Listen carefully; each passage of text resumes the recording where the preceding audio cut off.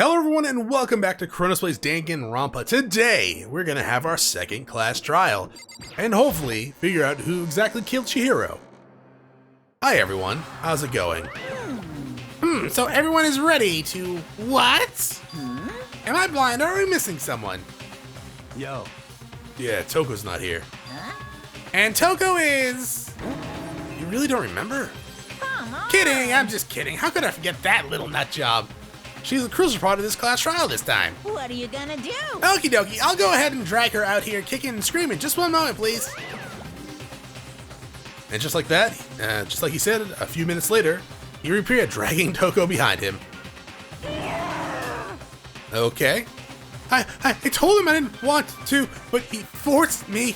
I can't believe you would drag a girl around. Terrible, you're terrible. Good, so now everyone's here, right? Okay then, hustle onto the elevator and let's get this show on the road. I'll see you guys down there. Let's go. So shall we going? It's time to find out who killed Chihiro. Chihiro Fujisaki. She was so gentle, so calm, so meek. Yeah. Nobody had any problems with her. Someone made the choice to kill a girl like that. And that murderer is one of us. Someone's standing right here. I'll give you plenty to work with. Show us how far your logic can take you. How about you, Hina? Oh, there's Celeste. There is something odd about Toko's behavior. I do not think mere shock is enough to explain it. Yeah, right? I guess I wasn't much help after all on this one. Ah, Hina. That sounds about right. Hey, come on. Fucking Toko, man. What's got her so worked up? How very Miss sad. Fujisaki, I must admit, for being 3D, she was quite remarkable. Of course, just the idea of 3D makes me cringe. Dog. I don't know why the killer did what he did. Count on it. But I'm sure it will work itself out. Justice always prevails. Right, boys? Bro? Oh. Shall we go? Sure. So after I talk to these two, Well then. I will uncover the villain who performed such a heinous act on a weaker individual. You ready? We doing this? I guess we are. We have no choice, right? We have to do this. It's true. Yes. I gave a small nod in reply. One last deep breath, I walked towards the elevator on shaky legs. With each step forward, I could feel my heart starting to race faster and faster. As soon as everyone was on, the elevator began to descend. I couldn't get a handle on my emotions, couldn't stop speculating. The steel box sank with heavy clunking sounds deeper and deeper into the ground. And as we went deeper, the uneasiness in my heart grew bigger and bigger. The elevator was unaffected, however, and continued to descend without hesitation. Until finally, it came to a sudden stop. What do you think? I redecorated. Isn't it so fresh? It's so exciting. Don't waste your time on stupid questions. Let's get this over with. Very Good. You're raring to go. Gotta say, I don't hate it. Not at all. well. Okay then, let's get this show on the road. Thrills, Everyone, please chills, find your thrills. assigned seating. And so the curtain opened once again. A deadly judgment, a deadly deception, a deadly betrayal. A deadly riddle, a deadly defense, and a deadly fate.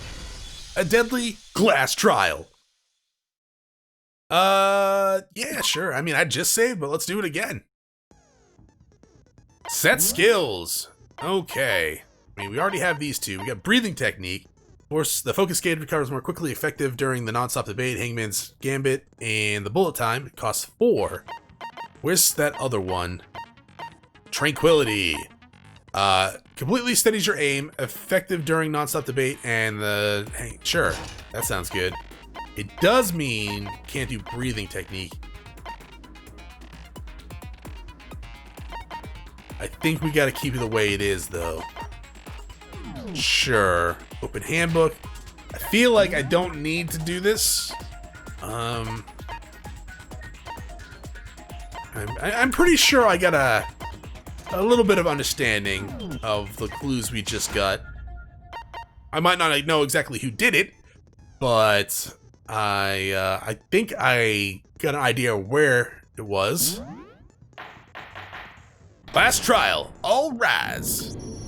Let's begin with a basic explanation of the class trial. So, your votes will determine the results. Woo. If you can figure out who done it, then only they will receive punishment.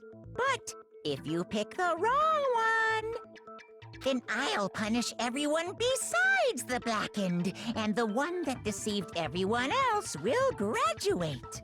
Good for them. Okay, then.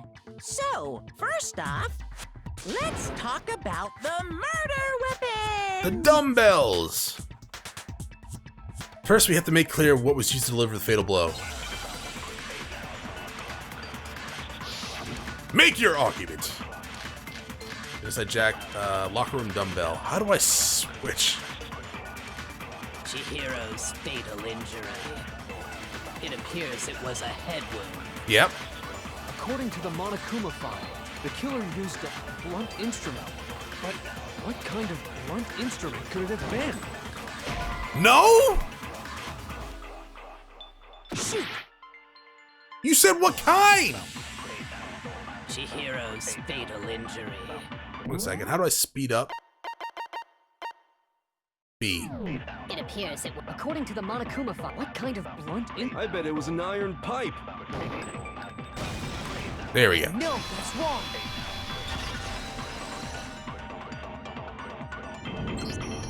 Can we agree that the object that dealt the fatal blow was the dumbbell, found at the scene of the crime?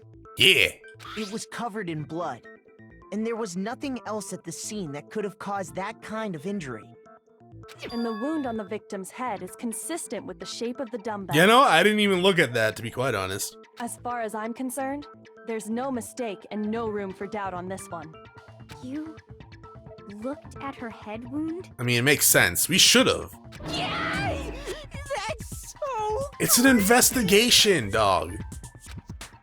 If you don't mind, I will proceed from here. Let's move on to discussion of the culprit. Although, I believe the criminal behind this heinous act is already quite clear. What? For real?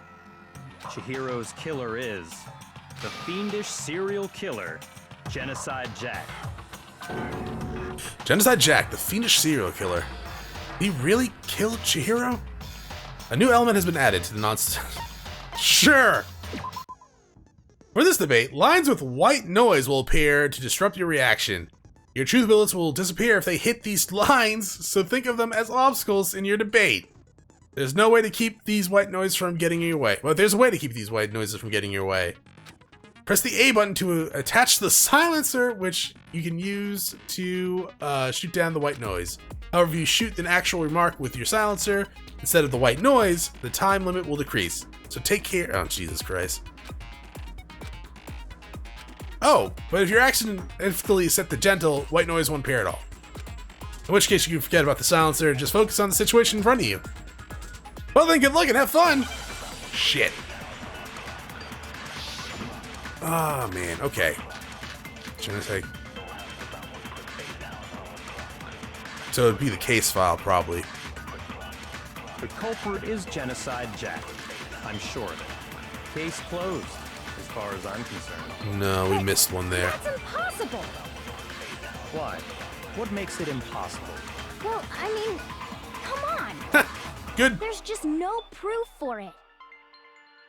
Hey, so, speaking of Genocide Jack, I don't know who that is! Okay. The evidence that shows Genocide Jack is related to the case file, it has to be The culprit case file. is Genocide Jack. I'm sure of it. For it. Okay. No, that's wrong.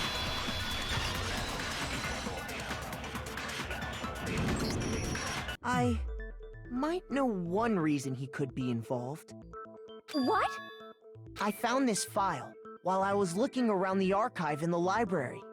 I don't actually think it I was guess Genocide it's some Jack, kind of though. confidential file the police put together about the Genocide Jack case. What? That's kind of weird as shit, isn't it? What was something like that doing in the library?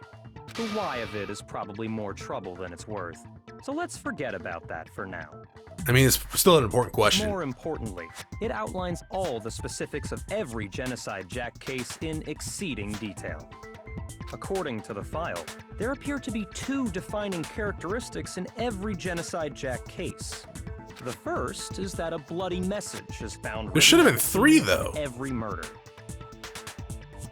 Oh, that's right. Boob lust. Boob lust, yes, exactly. No. It's actually bloodlust. It could be boob lust. It could just be a different type of game. But more important is the other characteristic, and it's something that has never been made public. Never made public? What the hell is it? Why don't you tell them, Makoto? Huh. Maybe I'm reading too far into it. Maybe it is. Where the murders took place, how the victims were positioned. I got it! Apparently, in every Genocide Jack case, the killer suspends the body in a certain way. I don't know. It seems like they called so much attention to the scissors. And how the scissors... I don't know. Other than the killer, the only people who know about this are the higher-ups in the police department. However, Chihiro was most definitely suspended in the same way. So, how did the culprit know about this? I really don't like Only this picture. high-level police officials were aware of it. There's only one logical answer I can think of. It's because the culprit in this case is the real Genocide Jack. No fucking way! You're saying Genocide Jack is one of us? One of us. One of us. Yes. In fact, it's Toko. What? Genocide Jack's true identity is Toko Fukawa. I'm shocked. You lie! Nah, Doc, clearly something's wrong with her. What? Hey, okay, wait, hold on a sec. Toko has like bloodophobia or whatever, remember? What kind of serial killer is afraid Bloodophobia. of blood? Hina. Is Toko Genocide Jack? The answer is yes and no. Another riddle. Man, why is this gotta be so complicated? Well, it is murder. It does seem like a riddle in a way, but I feel like I can just about see it. Genocide Jack is Toko, but isn't Toko. What does it mean? Hangman's Gambit. Oh, shit. Wait, hold up. What? H.I.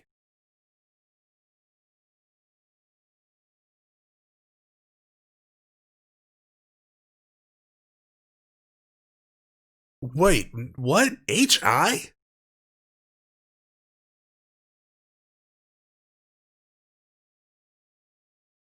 What does that mean, though?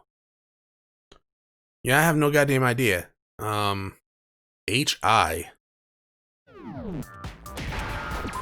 So S, okay. C.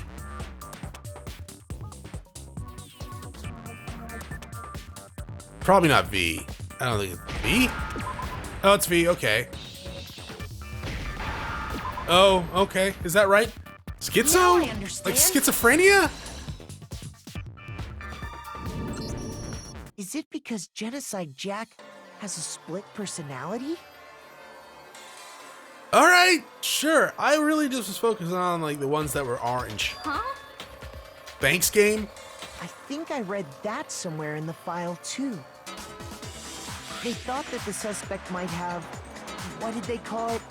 Dissociative identity disorder. Oh, okay. But still, to go and say that about Miss Fukawa is... Perfectly acceptable. I guess. Toko's strange behavior after seeing the body is proof enough that she has a split personality. I mean, you're not wrong there. The one thing that shows Toko has a split personality is her behavior change. I got it! You're talking about how she started acting totally different than usual, right? That's right. Think back.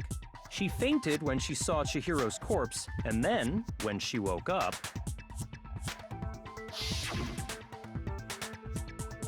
I'm fine. I'm fine. Yeah. Whoa, is that a dead body? Hey, are you dead? Must have hit her head real hard when she fainted. The world has a front and a back, a top ending and a bottom, and a sea of truth in a web of lies. That's quite concerning. I mean, she sounds completely different. She was acting funny, that's for sure. That melancholy tone of hers completely disappeared. Don't go assigning adjectives to my tone without permission. That's true. It's rude. Not to mention, once she regained consciousness and saw Chihiro's body again, she was utterly calm. In other words, within her is one personality that can handle blood, and one that obviously can. So when Toko trapped herself in her room, it's because she was scared of Genocide Jack? That's what she kept saying anyways.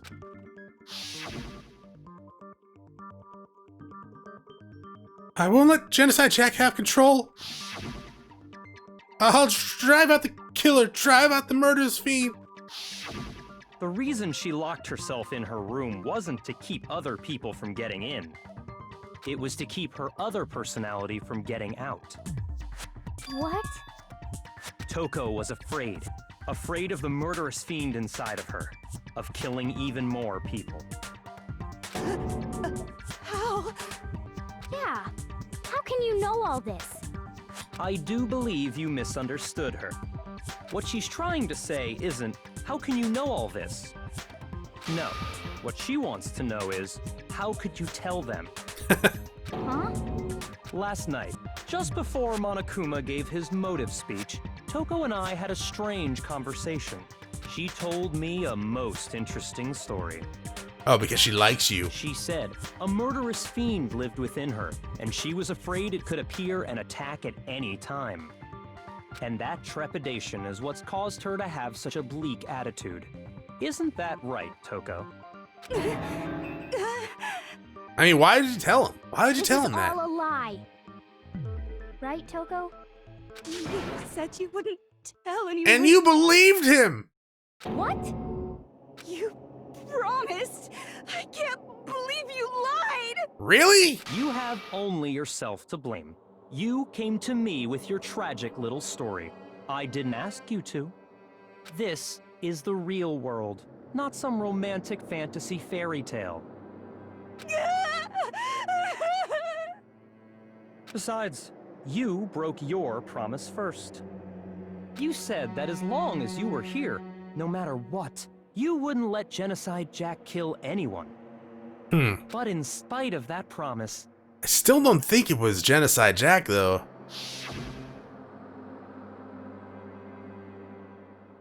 I'm sorry.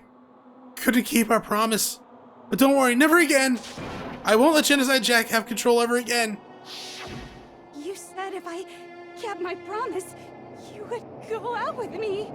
Oof. That's the only reason I promised. how many times do I have to tell you? I never said that. Okay. Jesus Christ. But you weren't able to do it. You just couldn't resist that rush you got from killing, could you? I tried. I swear I tried to control it, But your efforts were useless. What a disappointment. I hate you. Yeah, you should have killed him. Well, the opening act is nearly finished. All that's left is to hear from the person in question directly. The person? Oh, Jesus. You don't mean... Toko's body suddenly lunged backwards. A huge thud echoed across the courtroom. In the next second...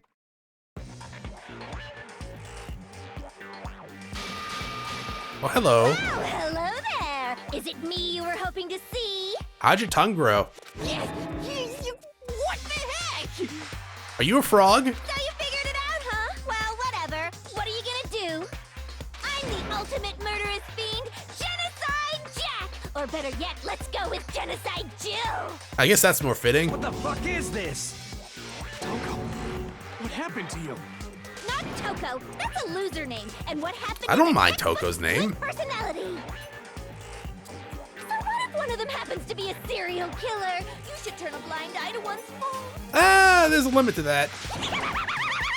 Oh, you shave your teeth?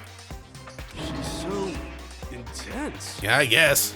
Like they say, sound in murderous mind, sound in murderous body. Pretty sure no one says that. This one is so different from the one we've come to know.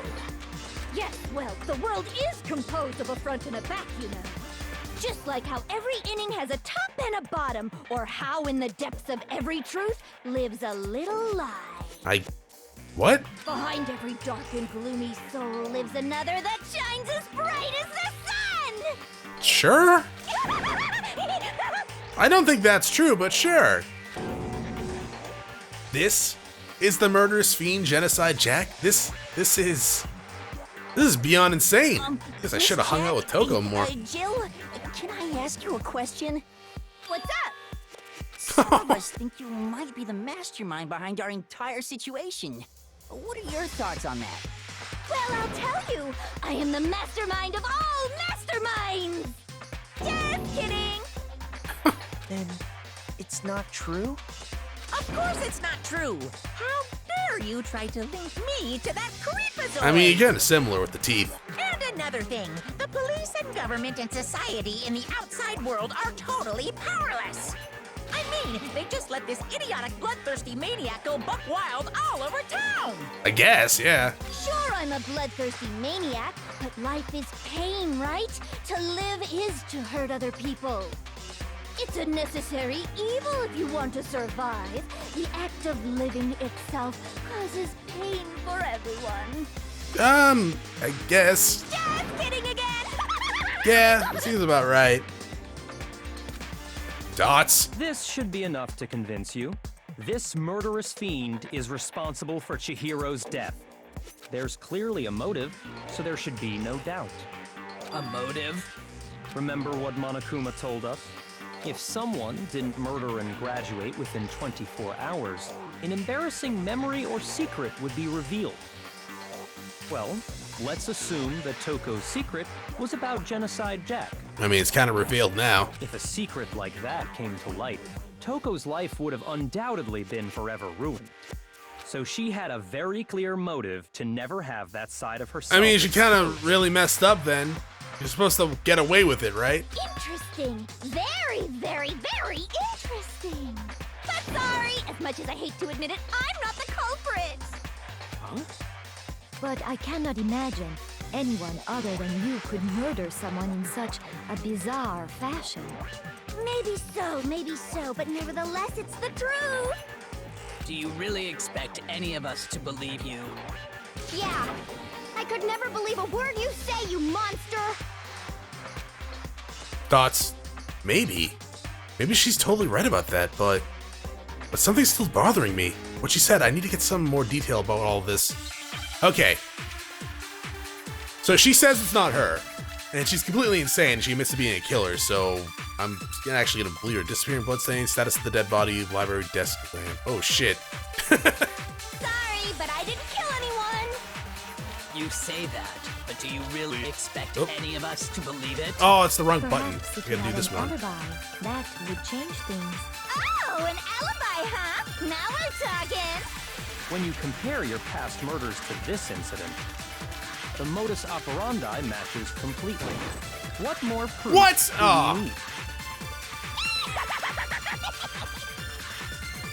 Give it up. You killed her. Okay, so let's fast forward back to that. There. No, that's wrong.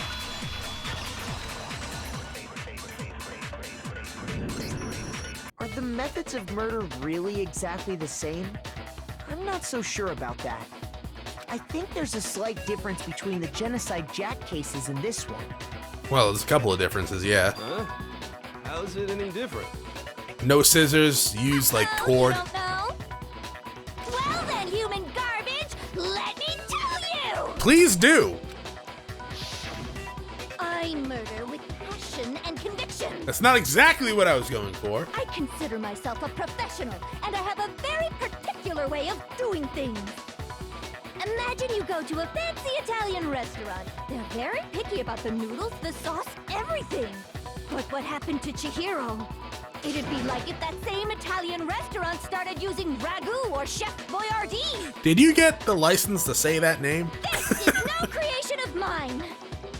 Because I feel like they wouldn't want their name associated with this game. Let me rephrase that in a way that maybe makes more sense. Less murderous. There are two clear differences between the Genocide Jack cases and this one. There's one clear difference: the victim's fatal injury, the style of the bloody message. The victim's fatal injury. For one, the cause of death is different. In the Genocide Jack murders, all the victims were killed the same way.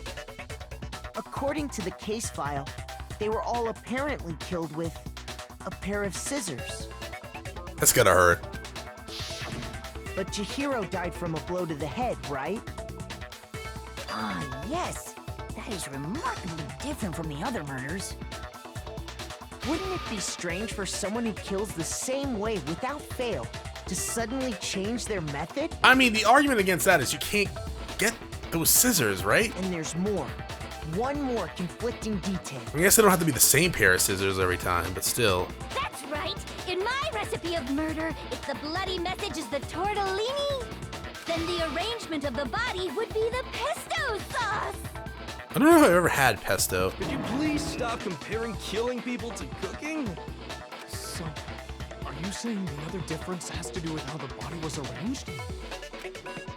That's right. The second difference is related to how she was suspended or was used to suspend her.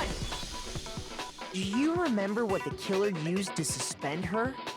They used some kind of rope to hang her up by her wrists. What is your point? Well, in all the previous Genocide Jack cases, something else was used to suspend them. Specifically, pairs of razor-sharp scissors. They look badass. And guess what?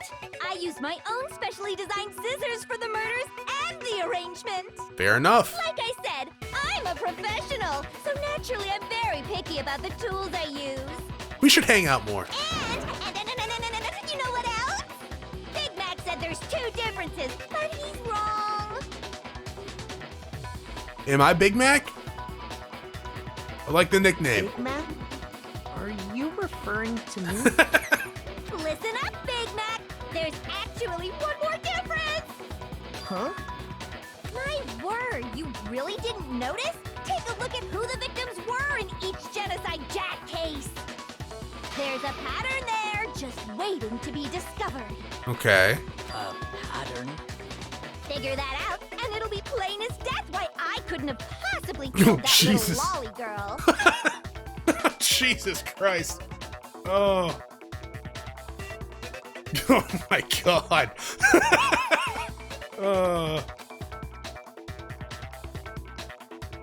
The internet has gone too far.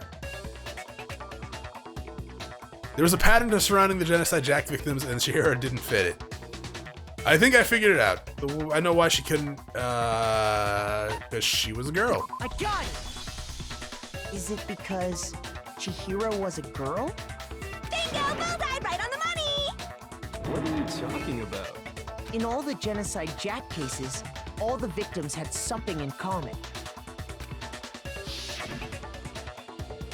Ken, Harada, Tetsu, Chihiro, yeah. That's why I was, something that stuck out to me earlier is it seemed like they were all men. They were all guys? That's right! The people I kill with such passion and conviction are all adorable little men! I can't believe I said it! I'm so embarrassed! It is kind of embarrassing, you're right. What the hell is wrong with you? I can't help it! I'm just a full-throttle boy-on-boy fangirl, and the mopey side of me just hates it! Huh. Full-throttle boy-on-boy fangirl. But now I'm on the fast track to becoming a full-fledged fan madam! So since Chihiro was a girl and not an adorable little man, you wouldn't kill her?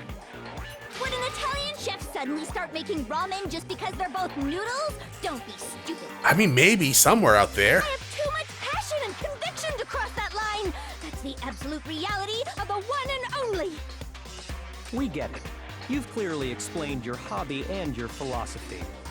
But that's not all there is to it. It's a different matter entirely, when you're forced to kill in order to survive. Quiet, lowly cur! Thank you, Jill. Thank you. Lowly cur?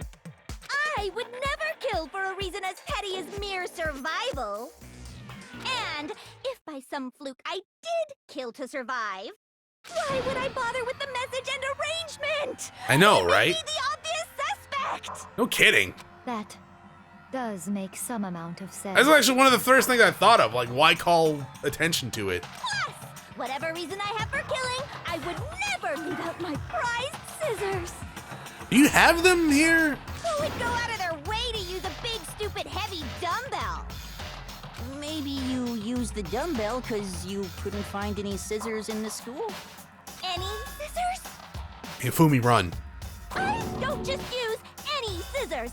I only use my own set of high-class envy of the entire world scissors! Okay, but where do you have them? Okay, whatever. There still aren't any in the school. Are you sure about that? Oh. Okay, where'd you get those? She's fully equipped! Yeah, but where? That's right! So I can kill anywhere, anytime! Why would I resort to dumbbells or rope when I have my trusty scissors by my side? Okay. Go ahead, tell me I'm wrong! You can't, can you? Gutter dogs, all of you!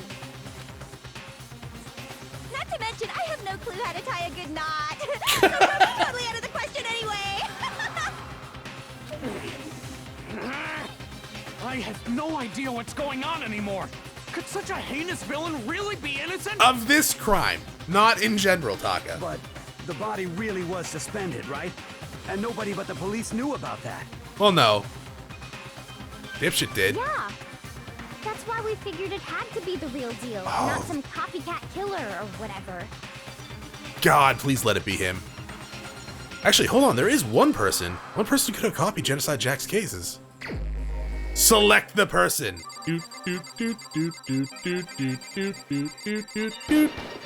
Here's my answer. Byakuya, it's possible you could have found out, isn't it? You'd have no problem gaining access to classified government documents or internal police records.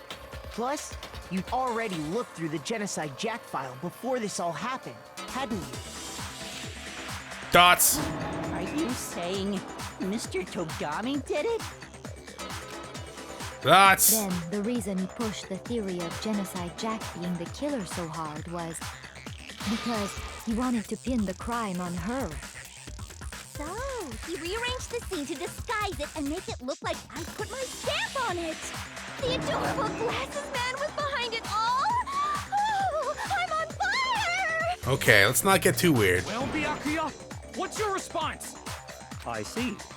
So now the suspicion falls on me. Then I must ask, when would you say I began acting suspicious? Surely you must have an answer. Looking back and thinking about it now, the way you were acting right before we discovered the body was a little strange.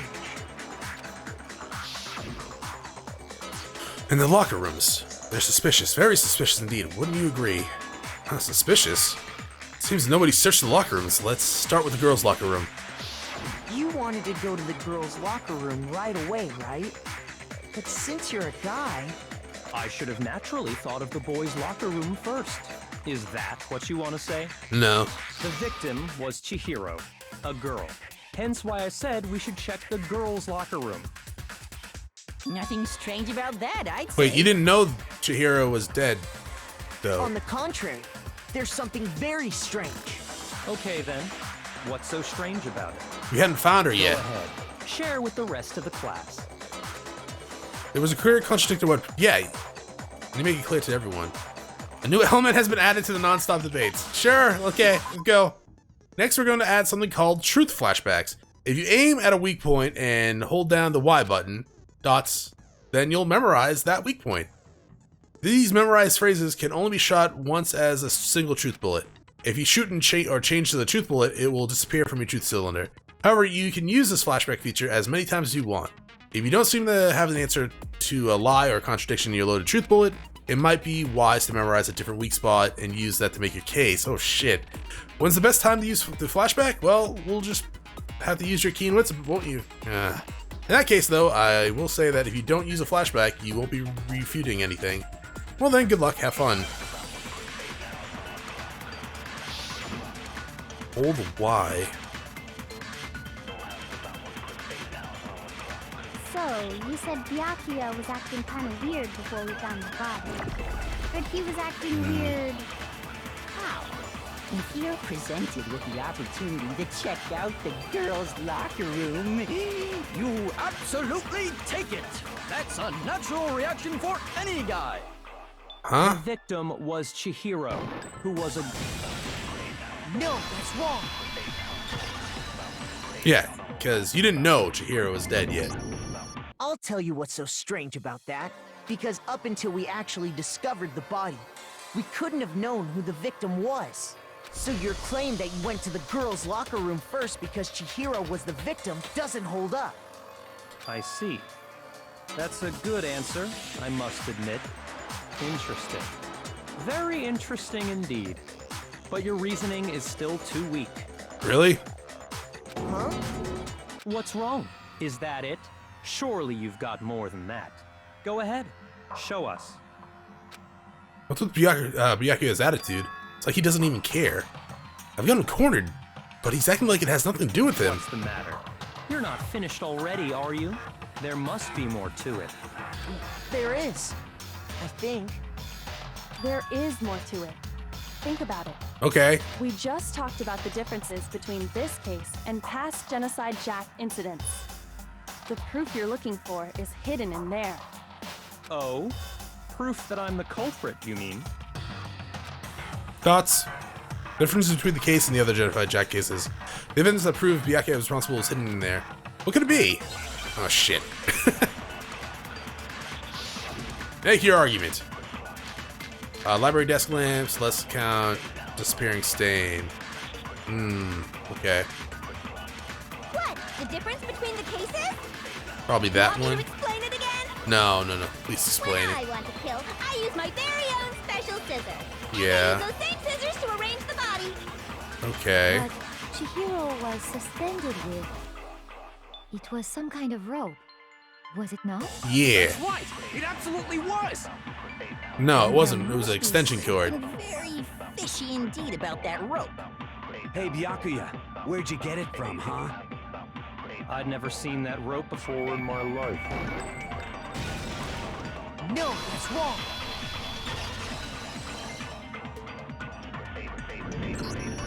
Actually, I'm pretty sure you have seen it before.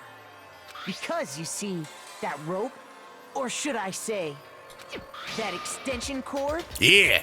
What? An extension cord?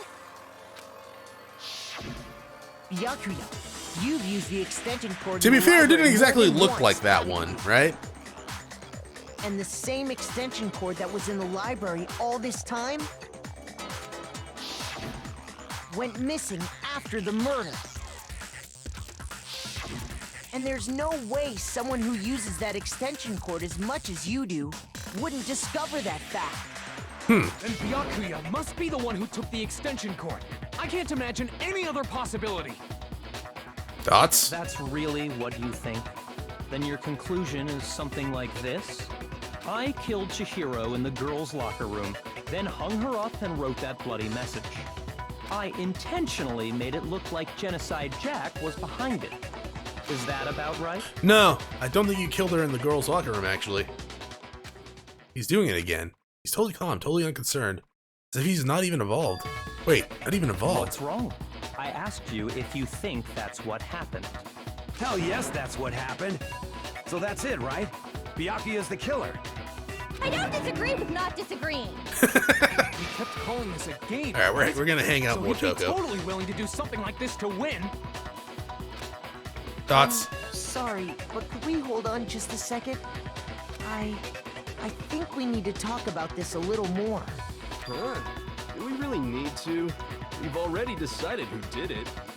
I know, but still, there's something that's still bothering me. It's the rooms. Is that right?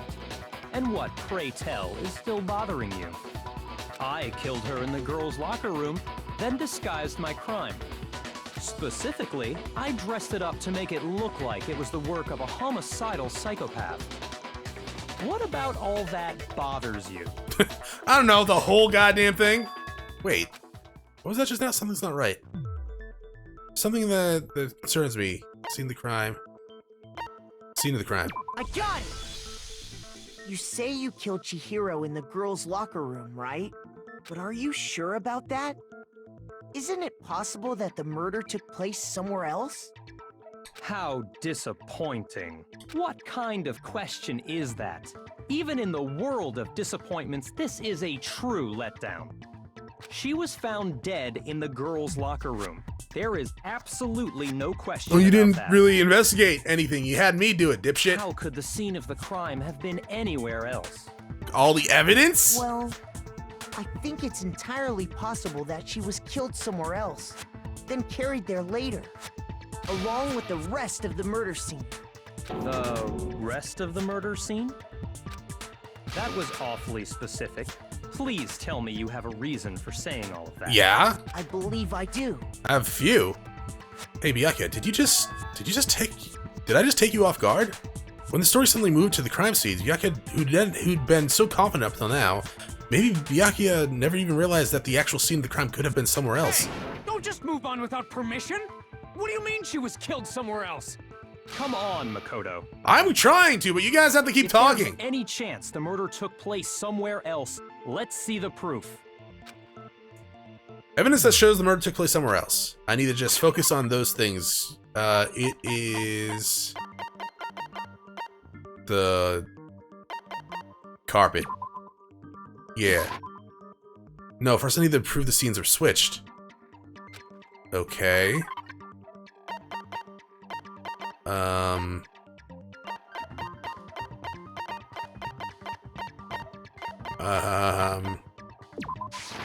got it! The posters, okay. The proof that she was killed somewhere else is the poster that's hanging in each locker room. Your proof is some posters? The poster in the girls' locker room was a picture of a big-boobed supermodel. But don't you think that's kind of strange? Why would the girls' locker room have a poster like that?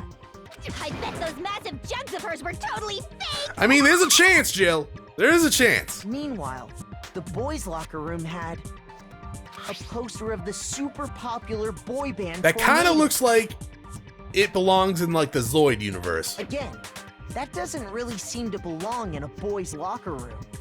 So you're saying that maybe the posters were switched? And there's one other thing I noticed about the locker rooms. You know what I'm talking about, right, Sakura? You're referring to my protein coffee, aren't you? Protein coffee? Yeah, Hifumi, I actually agree with you on that. That sounds awful. While I was in the girls' locker room earlier, I spilled some protein coffee on the carpet. But I noticed that after the murder, the stain had been totally scrubbed away. Well, not scrubbed.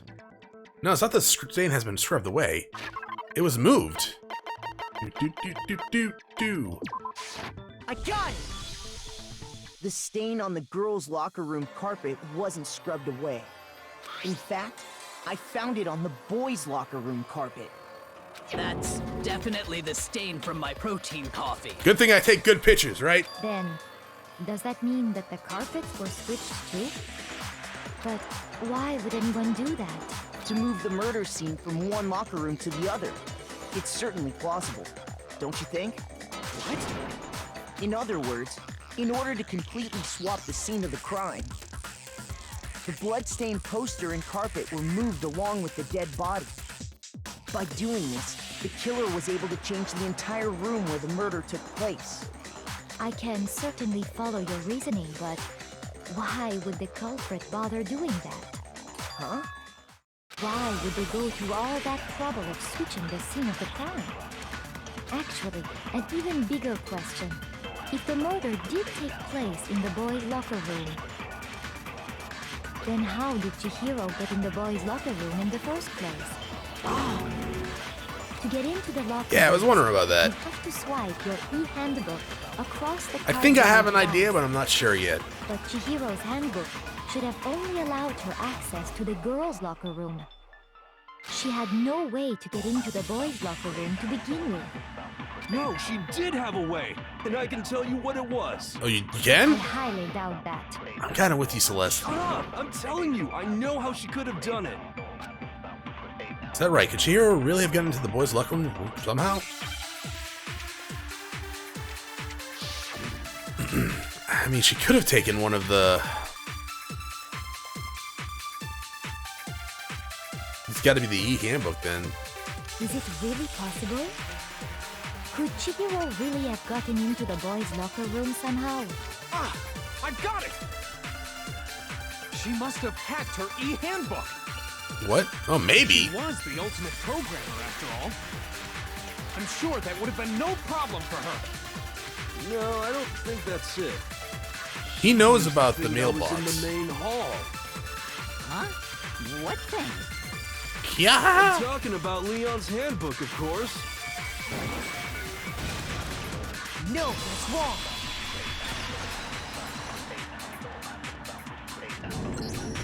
No, I don't think Chihiro used Leon's handbook. Why not? Because Leon's handbook was broken. Oh. Well, then, yeah, I guess that'd be pretty impossible, huh? Yeah, I I am guess. struck silent by how quickly you gave up. Plus, isn't there a regulation against using someone else's No, handbook? borrowing. Or loaning. Actually, the rule states that loaning your handbook is prohibited. It says nothing about borrowing one. Stealing. In other words, you could borrow a dead person's handbook all you It's want, more stealing. and you'd be safe. Borrow kind of implies like they want you to take it. Yup, yup, yup.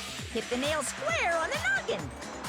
Of course, if it were broken, that wouldn't make any sense anyway. So then, she must have hacked hers, like I said. She used her ultimate programmer skills and... You can't fix an e-handbook.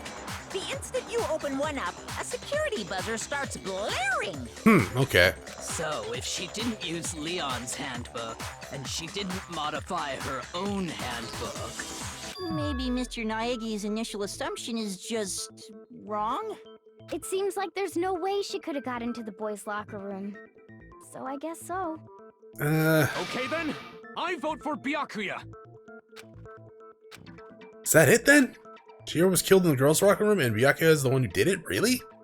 But still, I don't know what else I could do. Hold on a second. I agree with you, though. I think you're on the right track. What the? You finally decide to open your mouth and that's what you've got to say? There's no way she could get in the boys' locker room, right? So, Why are you so sure she couldn't get in? There's still one other way she could have gained access. what? What are you talking about? What other way is there? Well, to explain that, why don't we take a little break from the trial? Okay. I'd like you all to come see something. Sure. Wait. Just what do you think you're doing? Just taking a break. Don't worry. This'll make the whole trial more exciting. I'm sure that thought must please you.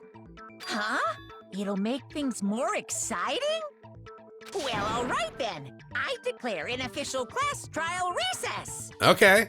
For real? Oh. Yo, Ina, you can push me on the swings. Now then, what is it you want to show us? It better not be boring or I'll be very unhappy. Oh, I have no doubt it'll meet your lofty expectations. So, shall we go? Sure, where are we going? The playground? Chronos, that's a bad recess joke. So before I even knew what was happening, the class trial had been put on hold, and we headed off with Kyoko in the lead. And where she took us was... Oh, back here. Lovely. The girls' locker room? We've already searched this place top to bottom. What are you trying to pull, Missy? I'd Missy? like you to examine the victim's body one more time. Right, she told us to thoroughly check it, but we didn't actually. We checked it, we just didn't thoroughly check it. You want us to check it Be again? sure to examine the entire body very carefully. Examine her carefully? Like using our Okay, he hands? can't examine her body. No way, no way, no way, no way, no way! Okay, he doesn't want to. That's good. It's probably best if I don't run my hands all over a girl's dead body. I mean, that's true. It's not that I'm creeped out or anything, it's just based on religious grounds, you know? And sanitary reasons, really. Very well. I'll do it. Thank you, Sakura. But you're a girl. You shouldn't have to touch a dead body. Oh, Just let one of the boys do it. Hina. No, it's okay. I think Chihiro would rather have a girl examine her. So just leave this to me.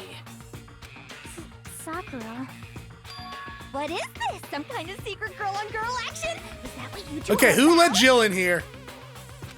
That's not it at all. Stop screwing around. Okay, here I go. I'm sorry, Chihiro. Please excuse the intrusion.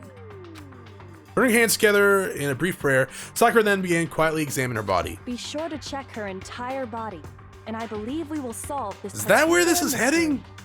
Okay. Her entire body? I know you say that, but... What? This is... What is this... Whoa, Jesus! What is it? Not possible. It's not possible. You're gonna need a new shirt after this, Sakura.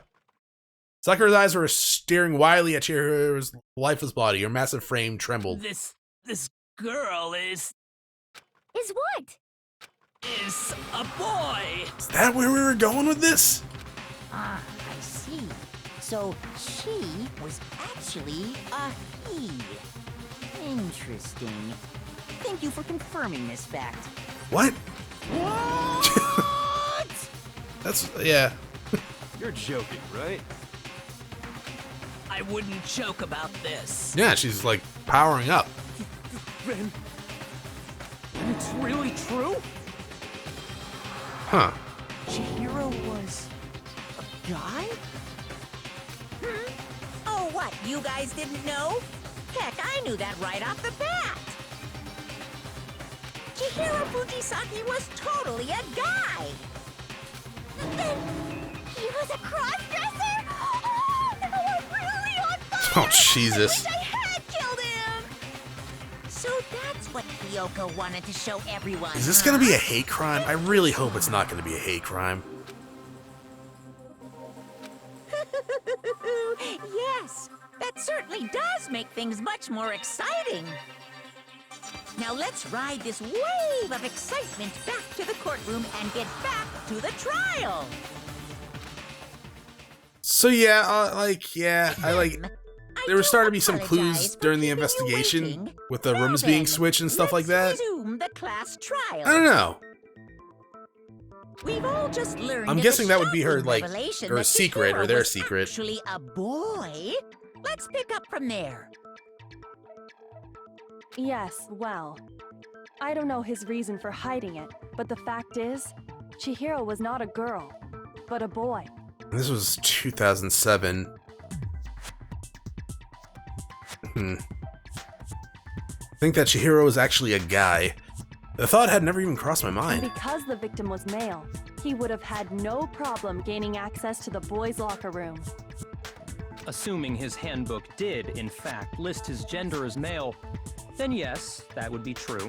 Of course his handbook said he was a boy. He dressed like a girl, but he was a boy through and through.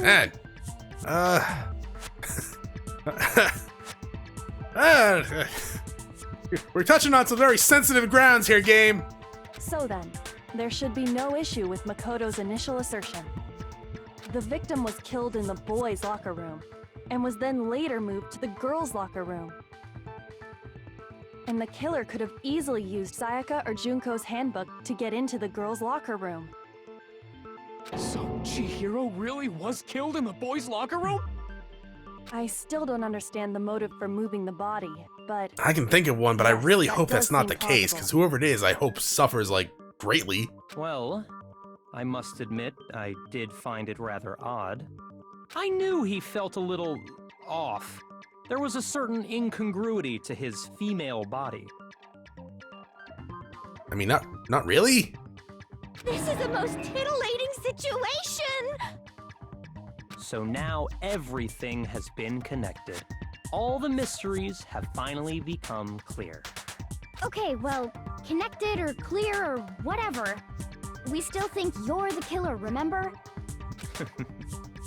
Very interesting. This has become very interesting indeed. He's off in his own little world. Yeah, he does that. Don't worry about it. Don't pay attention to him. What about you, Makoto? After everything we've learned, do you still think Byakuya Okay, is so the killer? because the fact that he's like so calm and didn't really know that the room was switched, then unfortunately he is not the killer. Well, without a doubt, Byakuya is the one that made Chihiro's death look like Genocide Jack did it. But I think he might not actually be the killer after all. What? But aren't you the one who accused him in the first place? Yeah, sadly. He just seems to be too easygoing about all this. Like he's enjoying us solving the mystery. The way he's acting, it makes it seem like it doesn't have anything to do with him. And you think that might be because it doesn't have anything to do with him? Plus, the evidence he left behind was a little too... how can I put it? Overt. He consciously chose to use the extension cord, knowing it could connect him to the murder. At least, that's how I see it. And Byakuya, when you found out the murder took place in the boys' locker room, it seemed to rattle you. And then again, when you found out Chihiro was actually a guy. If you really were the killer, that stuff wouldn't have had any effect on you. Yeah. So that's your thinking, huh? Well, it bothers me that you don't have more concrete reasons, but it's fine. I guess I'll mark it as correct for the time being. Mark it as correct? He's right. I am not the culprit. I just happened to come across the corpse in the girls' locker room and Why would you decided to alter it? Are you fucking with us right now? No, I am not effing with you right now. I'm telling you the truth. Why would you alter it, you fucking moron? Well, I find it very hard to believe. Go ahead. Find it very hard to believe. You're free to be executed along with the rest of us. God, can we just break his legs and leave him in his room? If you're really telling the truth, then why? Why do you do that to his body? My reasons hardly matter right now. No, they Uncovering fucking the do. culprit What are you, is much more dumb? important, You are an wouldn't you say? idiot. Holy crap. Now then, if it wasn't me, who was it? I don't know. I was just hoping it was you. Well, I don't think I can say for sure without talking about it a little more. You're seriously Can gonna we keep just put going? him for execution Well, for being good, an aren't idiot? we? I thought it was clear Byakuya did it. No, I'm with Makoto. If there's any doubt whatsoever, we need to explore every possibility. Hey, I know we're in this killing game, and if like we get the trial wrong, you know, we all get executed. So let me fuck with the crime scene. Because if we're wrong, we all die here. That's true. Very well then. I'm with you too. Damn straight. Count me in. Do you not have a mind of your own? Well, clearly they don't. Of course I do. What am I, an ant or something? Maybe. Anyway, let's discuss this all as a group one more time. We still have time to make our decision. That's very true. Our lives are all on the line. Excellent. Then shall we resume our game of hide and seek? But if Byakuya didn't do it, then who's the real killer? Who murdered Chihiro? That's one thing we can be sure. The killer is will be a guy. I got it! Since the crime scene was in the boys' locker room, you would need a boys' handbook to get in. And since Leon's handbook is apparently broken, the killer would have to have used their own. In other words, it had to have been a guy. But that's still not enough. I need to find some more clues. Okay, make your argument. Library desolate, disappearing stains, Celeste's accounts. Celeste's account, baby? Isn't there a single clue that might lead us to who did it? Well, clues are one thing, but did nobody get a look at the killer? What? I'm sure if someone saw the killer, they would have said something by now. Yeah, no kidding. Taka. Perhaps someone saw the victim at some point. Celeste. Even that might be enough for now. Yeah. All we need right now is any kind of new info. No? Okay. Shoot! Yeah, sorry. Sorry about that. Killer. There? Yeah, okay. No, that's wrong.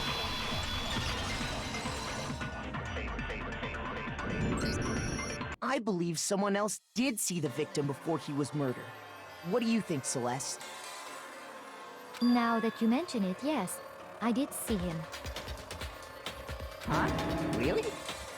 Oh, but I suppose only Makoto knows about this. Oh, I like the way you say that name. The rest of you had no idea, did you? That is why you're all making such ugly noises. I guess? Whatever! Just hurry up and tell us! It was last night, right before nighttime. I saw Chihiro in the dormitory warehouse. I saw him stuffing a track jacket into a duffel bag. And then, I assume, he headed off to exercise. A track jacket and a duffel bag? But we didn't find anything like that at the murder scene. It seems likely that the culprit destroyed them to get rid of any evidence. And that is when he said something that struck me as rather odd.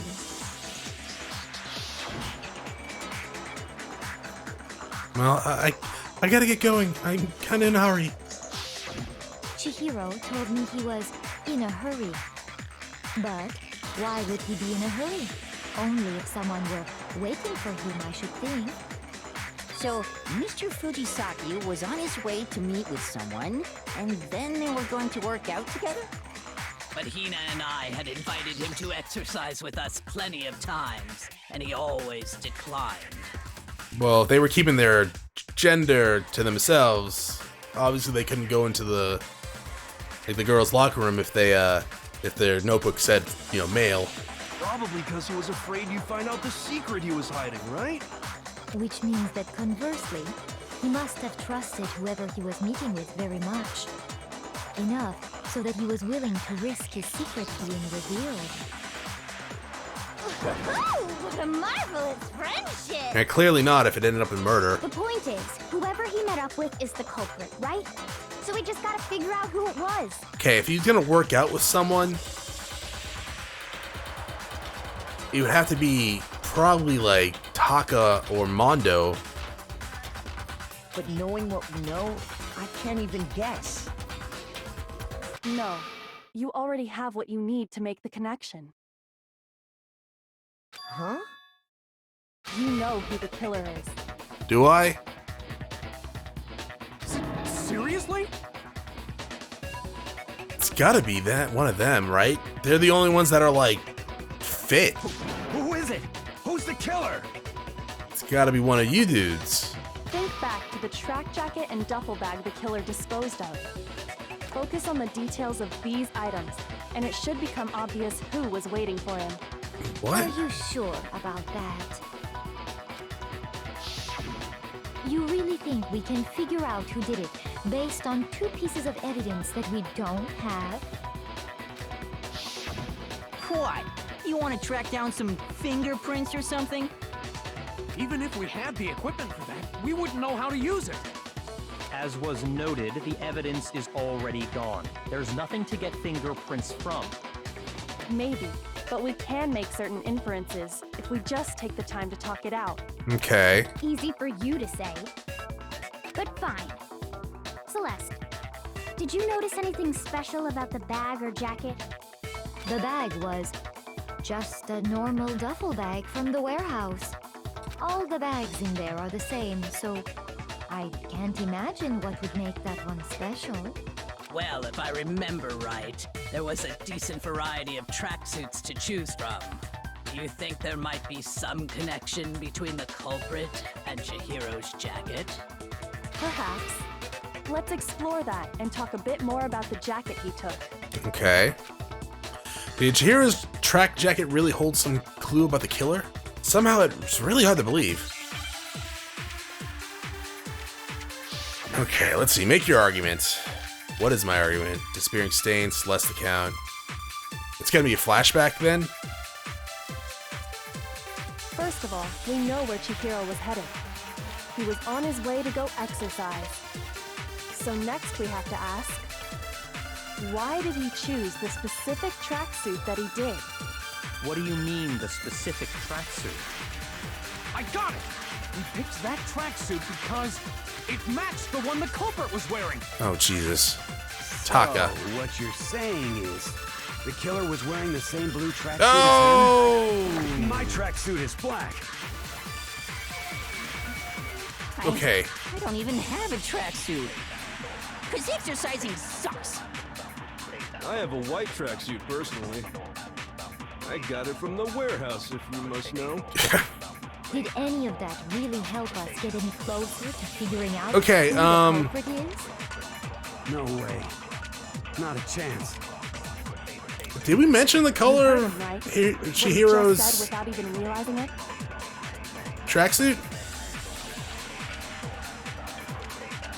Because I feel like we didn't mention the color of Chihiro's tracksuit, right? He was on Blue tracksuit as him? No. Jesus Christ. Okay, so wasn't that? Is it that? No. Okay, I gotta be careful. I only get 2 tries left. Shoot. I think I need to think about it more time. There must be contradiction somewhere in there. I don't know though. That's the thing. I got 4 minutes to figure it out. First of all, we know where Chihiro was headed. He was on his way to go exercise. So next we have to ask. Like, okay, at least I can pause here if I need to. But at the same time, I actually don't know. Why did he choose the specific tracksuit that he did? What do you mean, the specific tracksuit? Because I only got 2 shots left. If I screw it up, I have to redo it all. The one the culprit was wearing. Blue tracksuit as him? Oh, thank God. No, guess what? I have like no health left.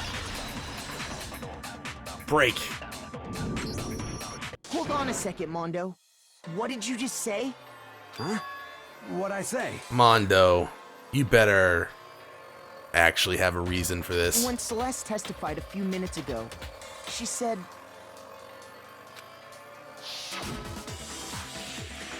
I saw him stuffing a track jacket into the duffel bag, and then I assumed he headed off to exercise. She never said anything about the jacket's color. So why did you say Chihiro's blue tracksuit? What are you? You just... Hey, Celeste. What color was Chihiro's tracksuit? As a matter of fact, it was blue. And before we began the trial, did you tell anyone that? The only one I told about any of this was you. Because I'm special. Then, Mondo, how did you know what color Chihiro's tracksuit was? Because I just... Oh, God damn it, Mondo. Really? I'm sure he saw the clothes at some point in the investigation. No, that can't be it. The bag and clothes were surely disposed of by the time we began our investigation. Then the only reason he could have known what color the tracksuit was is if he saw Cherry with it before he died. Cherry? That's the only possibility. Cherry? Are you talking about Chihiro? She really likes food, huh? So, how about it? Did you see the tracksuit or didn't you? Just by chance. I just happened to see it last night. He walked past me, and he was carrying the tracksuit in his hands. No, that can't be it either. According to Celeste's testimony, She stuffed the jacket into her bag in a hurry. It was almost like she was trying to hide it. And just like that, she was gone. when Celeste noticed it, Chihiro made a point of making sure the jacket was completely in the bag. If you just ran into him briefly, you couldn't possibly have seen what color the tracksuit was. It would appear you've dug your own grave. Perhaps. But you handed him the shovel, didn't you? That's why you said what you did. Focus on the tracksuit and it'll be obvious who he met with? What a bunch of nonsense. Ah, now I understand. It was all one big bluff, wasn't it? Your true intention was to draw a slip of the tongue from the culprit. And it worked. And thankfully, I have enough chances that even when I messed up shooting the thing. That's why you said you knew who did it, to put them on edge. That's right. However, Mondo was my target all along. I had my suspicions about him. They could have clued us in. But why? What made you so suspicious? That's a good question. The way he talked, the way he was acting, because I hate him. The way he talked? There was a certain turning point that tipped me off. Was that a choice for her? Maybe you didn't notice it, Mondo, but you tend to refer to men and women differently. You only call guys dude. For girls, it's chick. Oh, I would actually not have put that together. I use dude as like a general neutral term. Like, I call everyone dude. Same, and dog. And after he was killed, you happened to refer to him as dude. Once I picked up on that, it occurred to me that Mondo knew something we didn't. You notice such a tiny detail? Are you a witch? She's a witch! You're positively frightful! No, I'm not the frightful one. Not nearly as frightful as someone capable of murdering a friend. Please don't tell me because they happen to be like male. Mondo, was it really you? Because I gave you like a lot of benefit of the doubt, but if you like did a hate crime here, I'm actually gonna be very upset with Did you really kill Chihiro? I didn't kill anyone! Okay. You've been all over me, judging everything I say, putting words in my mouth. What gives you the right to treat me like a goddamn criminal? Yeah, he would never do something like that. This is a false accusation. It's true. My reasoning on that is pretty shaky. That was fast. Well, this does present us with a problem. It seems we are all out of leads. My time has nearly come. That's what my little ghost friend is telling me. Shut up. Oh yeah, that reminds me. Hifumi, weren't you telling me you found some evidence? Really? He didn't find anything. Almost 100% like sure. Actually, no. Now that I'm thinking about it here calmly, it might not be all that relevant. Just say it then. Jeez, does your confidence just get up and walk away? It's fine, man. Just tell us. If you really insist, then... Here it is. What is it? What do you have there? It happens to be an e-handbook. I found it laying on the ground, so I scooped it up. Okay. You found it on the ground, right? Then it must be belong to Chihiro's? I got it! We know Chihiro's handbook was missing from the scene of the crime, right? For a fact. For a fact indeed. I was totally sure I'd found it. Then it must hold some clue about the culprit, right? Well, that's what I was hoping. But it's busted. It won't even turn on. Huh. I imagine the culprit broke it to get rid of any evidence after the murder. That's odd. I didn't think the handbooks were quite so fragile. You're right. They're not. They're totally waterproof and shock resistant. Yeah, but there's one It weak would point take you an said. awful lot to break one. And yet, this one does appear to be broken, as is Leon's, sitting useless in the main hall. For all your confidence, that is a remarkably high failure rate. That's true, dog. I like your tie. Ooh. Do you think there might be some kind of mystery in there somewhere? I'll take that as yes, there's some sort of mystery behind this. How precisely did the handbooks get broken? How did the handbooks get broken? Hitting the weak point. I got it! You already told us before that the handbook has one weak point, didn't you? Yeah. Yeah. You remember? Dude, it was like an hour. Well, okay, it was like an hour and a half ago, 2 hours ago. Sure. Maybe I let that slip. but I never told anyone what the weak point actually was. But if the handbook is supposed to never break, and 2 of them broke in quick succession, then we can only assume that someone's figured out its weakness. You know what the weakness is, right, Monokuma? So, what is it? Huh? You're asking me? Yes! Answer the question. I think it's a necessary piece of information if you want this to be a fair trial. But if I tell you, and someone else decides to copy it... Just make it a regulation! Very not good. Just make it a regulation! Just tell us already! Why would we want to break our own handbooks? Oh well, I have a weakness for pushing Really? commands. But you're sure you won't follow their example? Then allow me to make a special announcement. The weak point of my cutting-edge e-handbook is... when it's exposed to high temperatures for too long, it will The sauna. melt down and totally break! Okay. Okay, I know. Yeah, because he wore his clothes in the sauna. I knew it! You knew it?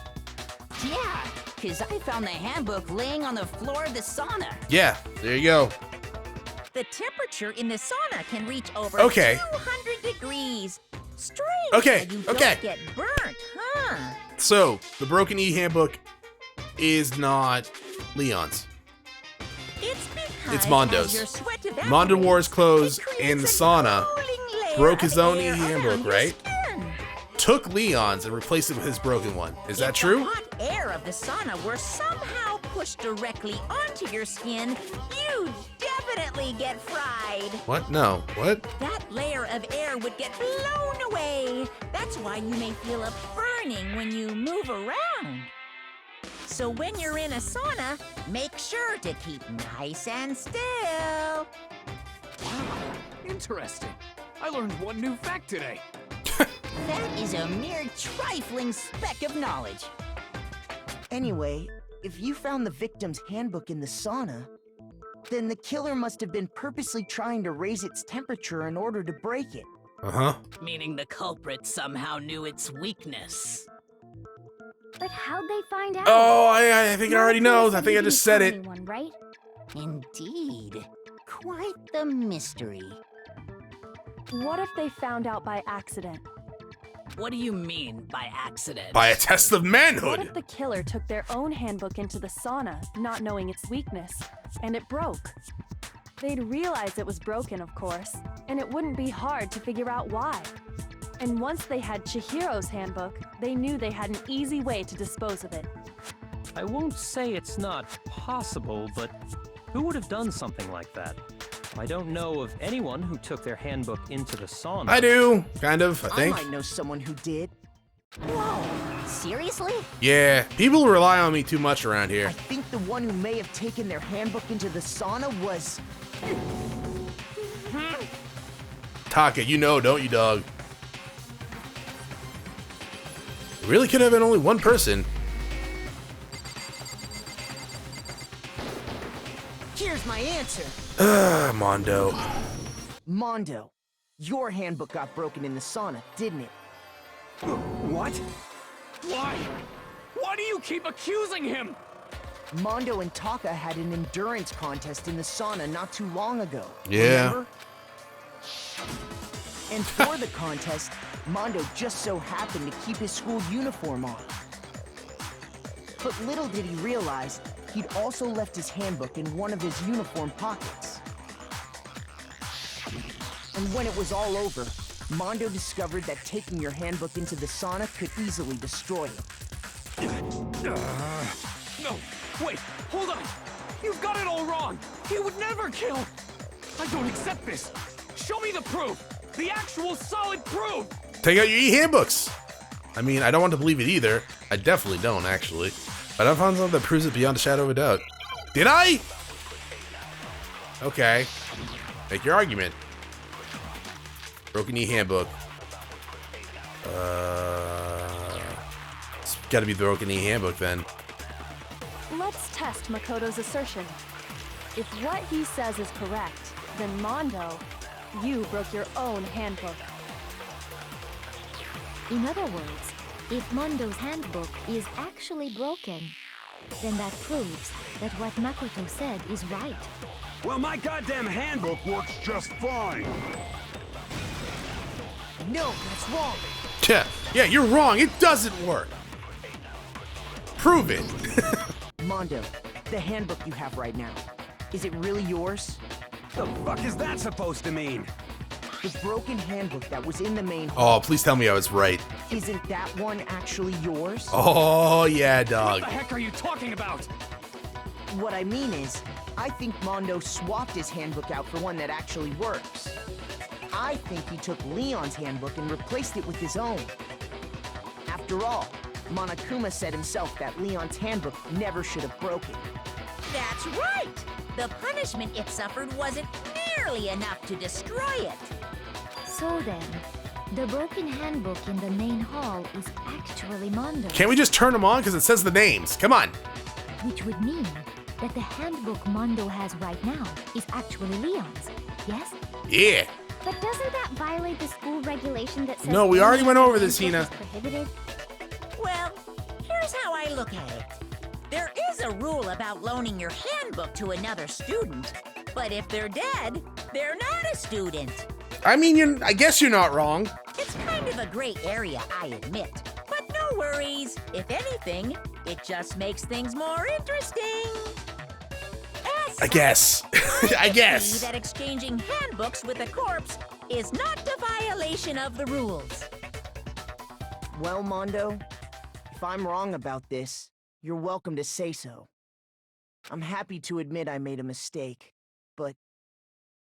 Son of a bitch. What's wrong, bro? Come on, tell him he's wrong. You are wrong. You have to be wrong. Everything you just said is wrong. You made it all up. Okay, then why don't we look back on this case Okay, we're one gonna more put the pictures time together? from the beginning. That way, everything will become clear, and we'll all see if I was right or wrong. Is the pictures? I don't even know. Like, why? So yeah, apparently I need clues. Class saw Chihiro in the warehouse with a duffel bag. So this would be there. Okay. We come here. There's something that everyone has that you need to get in there. So it would be there. And here. Which locker room did Chihiro go to? It would be the boys one then, yeah?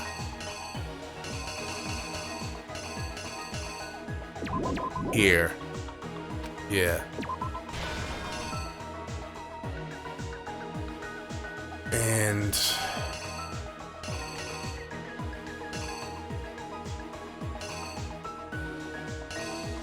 well, we know this one, right?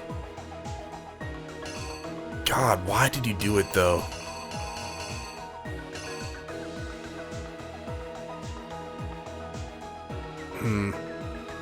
Where... I guess it's this one? Like right here?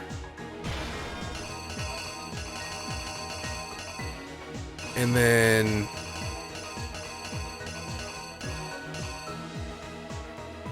I don't know.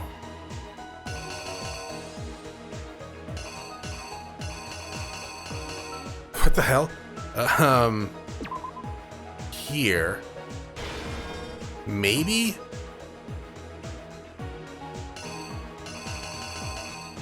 I can check for clues, right? To disguise the truth, the killer switched around the carpets. As well as something else. Which locker room did the killer move to?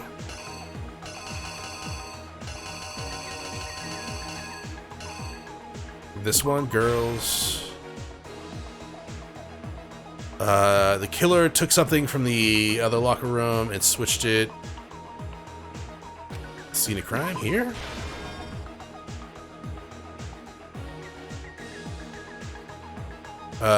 He's a goddamn moron.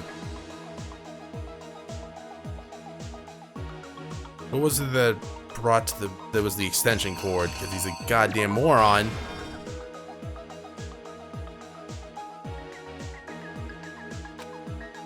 Wait, what? What did he use to disguise what happened? I don't know. Oh, the sauna. Okay. Wait, what? Where did the killer go? It was the sauna. Oh, here.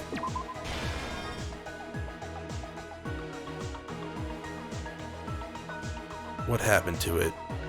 This thing? Yeah. Okay, what am I missing here? When Dumbass arrived at the scene, what did he use to disguise what happened? Was it this? Here? Okay, no, it was this.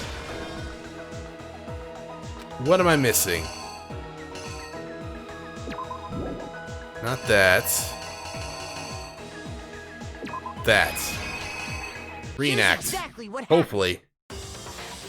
First, let's take a look back to before the incident. Last night, Celeste saw Chihiro in the warehouse. That's just how she normally opens doors. At the time, she was apparently stuffing something into a duffel bag.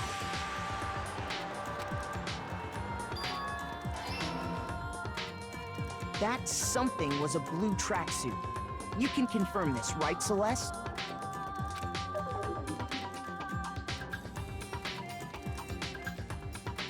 With bag in hand, Chihiro headed out, even though it was officially nighttime. She made her way to the locker room, specifically the boys' locker room. But how could the victim, who was apparently a girl, access the boys' locker room? Yep, okay, good. For a second there, I thought they got mixed up. I don't know why. Because she was really a he. Which is why he was able to use his own handbook to gain entrance to the boys' locker room. Once inside, he met with someone there. And the person he met was the one who killed him.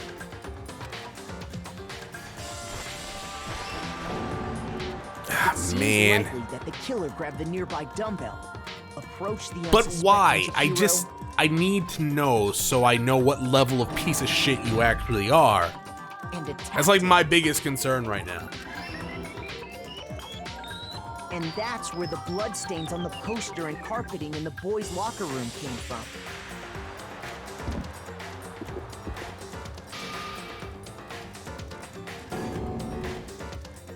It was likely in the heat of the moment. The body was arranged, but the murder itself felt unplanned.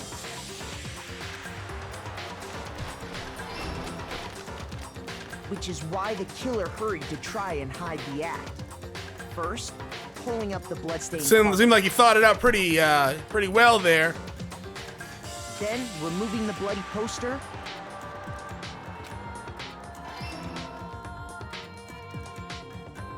And finally carrying the corpse into the girls' locker room. A girl's handbook was necessary to get into the locker room, of course. But this alone doesn't prove that the killer was necessarily a girl. After all, Sayaka and Junko's handbooks had been placed in the main hall. Yeah. Using one of those, a boy could get into the girls' locker room without much problem. And that's exactly how the killer did it. Man. With the carpet and the poster they brought with them, they got to work.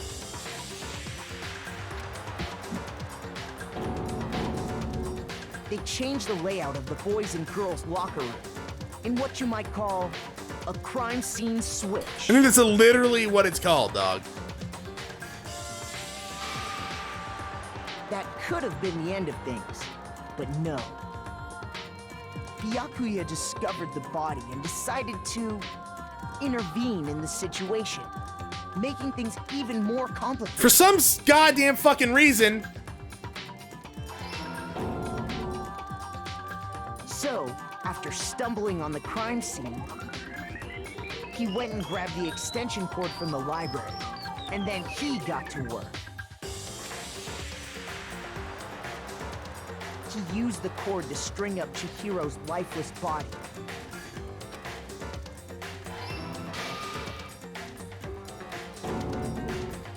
Then, using the victim's own blood. He left a grisly message there at the scene of the crime. He wanted to create the illusion that Genocide Jack was responsible for the slaughter.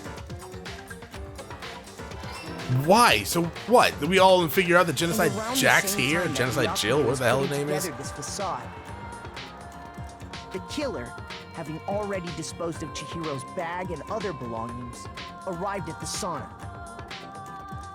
There, they planned to destroy the last piece of evidence, Chihiro's handbook.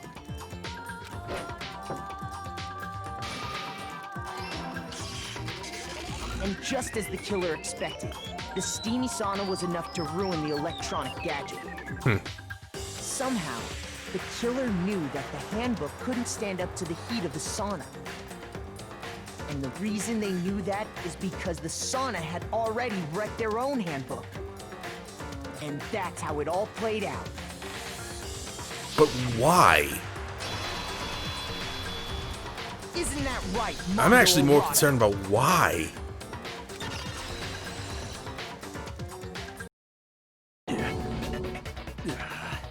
Wait! No! This can't be right! Where's your evidence? Yeah! Where's your evidence? You need evidence! You need proof! Without any proof, you can't pin any of this on him! With the evidence that Mondo is a killer, that's already revealed itself early in the trial. All they do is check the one item that of his, is a new element has been, sure. Let's talk a little about fever time and whatever time. During a bullet time battle, if you press RB, fever time will activate and the tempo will be forced to max. At this point, even if you push the buttons at random, you won't miss. Oh! So you can press A, Y, A, Y, A, Y, however you want to destroy opponent's verbal assault. But this only lasts until your focus gauge runs out, so make the best possible use of it. Of course, it wouldn't be fair if only you got access to special time. God damn it. So we've also prepared something called, it's like negative time that your opponent can use. If your opponent activates negative time during the battle, bullet time battle, your tempo marker will disappear, making it quite a bit tougher for you to hit the buttons in rhythm. If you were to activate fervor time in this time, no, never mind. I'm not sure. I'm sure nothing would happen. Don't know what I was worried about. Unsurprisingly, if your action difficulty is set to gentle, the opponent won't use it. And then again, good luck. Crap. Okay. The moment of truth. Oh, we're doing against him? Show me some evidence! You're wrong! I won't listen! I refute you! False! Show me some evidence! I won't listen!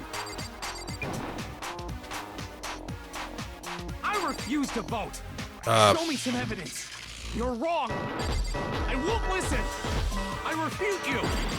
False! Show me some evidence!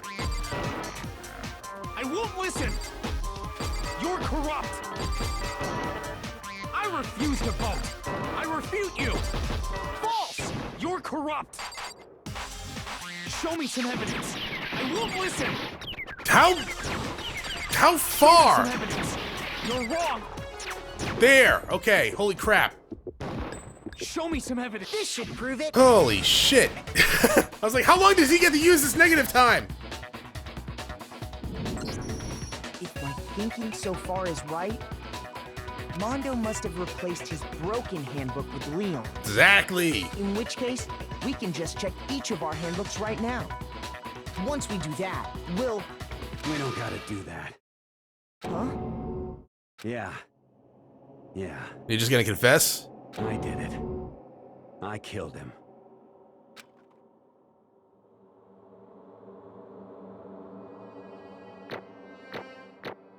I got A's. Oh, B, come on, game. Oh, A, okay.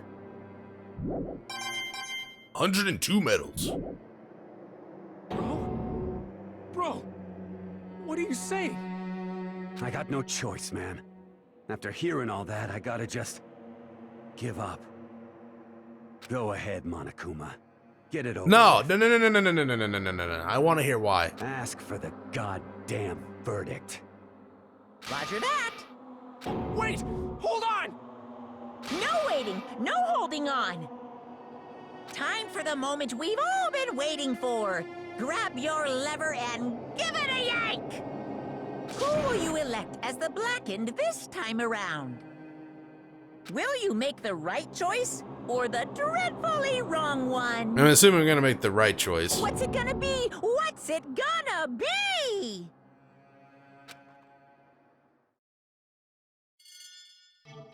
I want to know why, dog.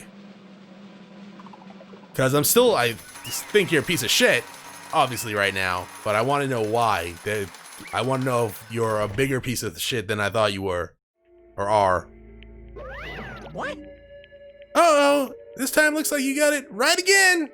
Yep, it is so. The Blackened that killed Chihiro Fujisaki was Mondo Owada. Thoughts? In case you're wondering, the vote was not unanimous. Taka chose the wrong answer. You're treading very close to the danger zone, Mr. Ishimaru. You need to be more careful. I refuse to believe it. There's no way he would kill someone. Sorry. Why? Why are you apologizing? Why? Why? Why did you do it? Now then. Well, it looks like Mondo's taking a vow of silence, so allow me to explain on his behalf. Actually... The story of the murder this time is a sad story of two men. Oh, but for anyone who doesn't really want to hear it, you can press B to fast forward to the text. No, I want to hear it.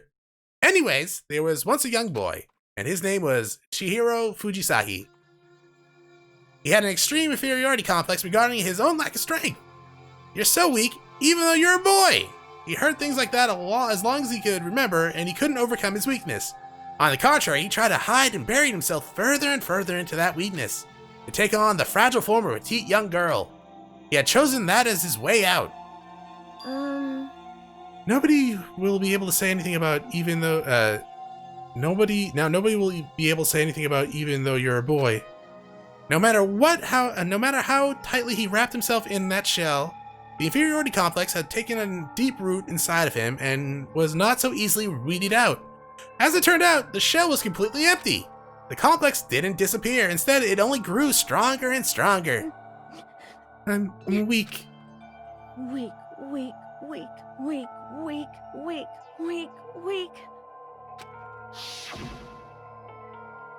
Once the killing game had begun here at the school, he had no choice but to accept his fate.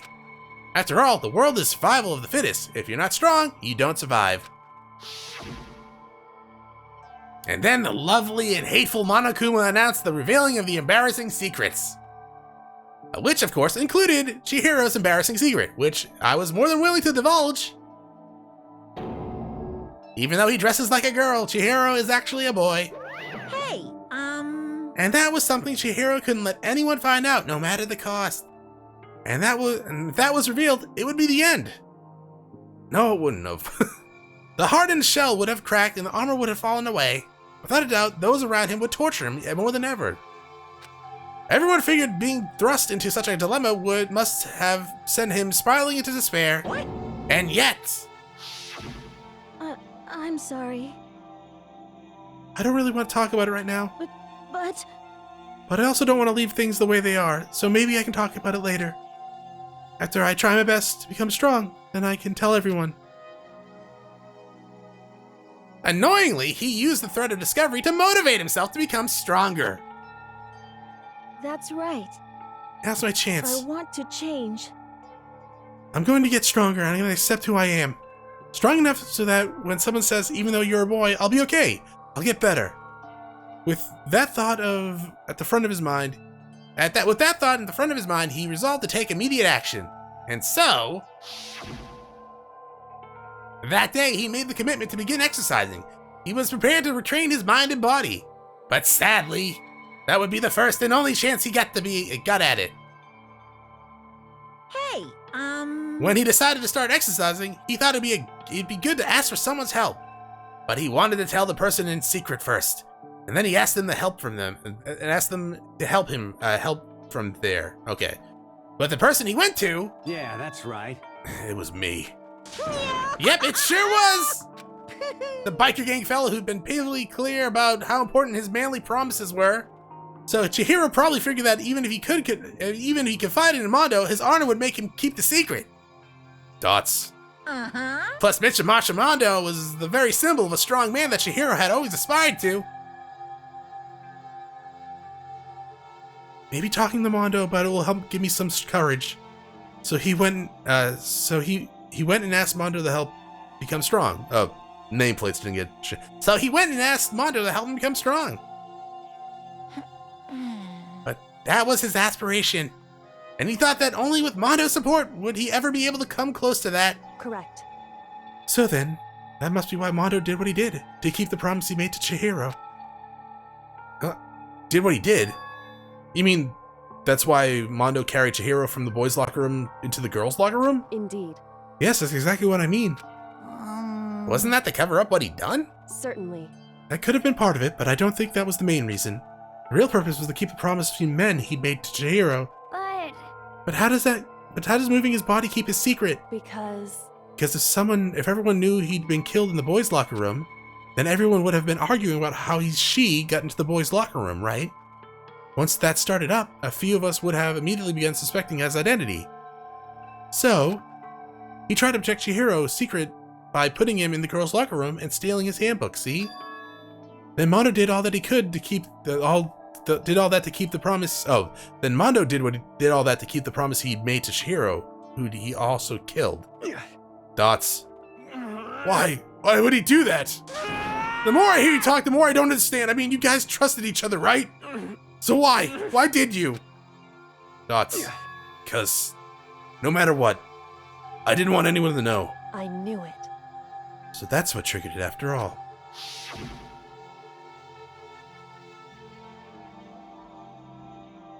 Okay. I'm still pissed off at Mondo, because I wanted to hang out with Chihiro a bit more. At the same time, it wasn't a hate crime, which is good. Yeah, okay. The possibility of having your embarrassing memories and secrets exposed. What is this? That's impossible. Nothing could have been that bad.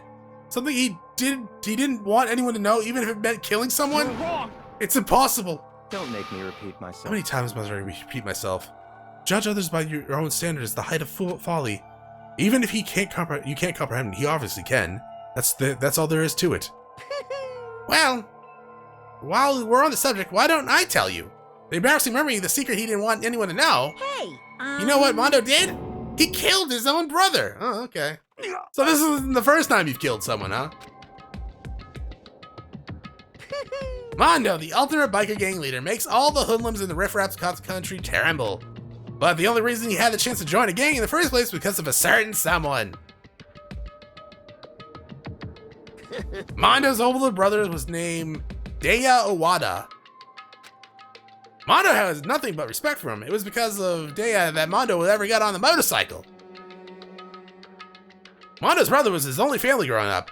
He was the only one Mondo could trust and respect. He wanted to measure up to his big brother, so he imitated him in everything he did. Mondo was the epitome of a starry-eyed kid brother. Meanwhile, the charismatic older brother had put together a local motorcycle gang. And before anyone knew it, it had grown into the biggest biker gang in the country. Daya, the older brother, #1 in the gang, and his #2, his younger brother, Mondo. In the beginning, everything was peaches and gravy. But when Mondo started to think of how he would have to take over the gang from his brother someday, his brother's greatness, his reputation began to gnaw on Mondo's very soul. The kid's gonna take over for Daya one day. Daya created this gang with his bare hands. Mondo's just along for the ride. So these are just other people. Can someone like that really be our leader? All that'll do is make the game look bad, or gang look bad. Almost every day, Mondo heard the gossip and whispers of the other members of the gang, which is why I gotta get stronger. Stronger than Daya. Daya? Just one time. No matter what, I gotta win. Don't fuck with me. I don't care what it takes. I gotta come out on top. And on the night of his amazing brother's retirement ceremony, Mondo challenged him to a street race. But during the race, tragedy struck. Crazy Diamond? The kid brother pushed ahead with reckless abandon, eager for victory, and dashed into oncoming traffic. But suddenly...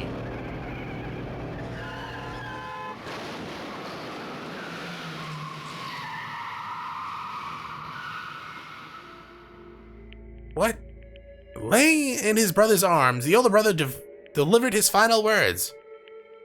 My bad, kid. I fucked up. Sorry. Blah. Of course he knew it was his brother's fault, but Daya never blamed him for what happened. Hey kid, the rest is up to you. No matter what, you gotta keep the gang together. Blah. Cause it's the team you and I put together. Blah. It's a promise to be men. Blah. He decided to hide the truth of what happened from everyone else in the gang. In order to keep the gang together and keep the promise to his brother, he could never have admitted to anyone that his own weakness that had caused the accident. And as a result,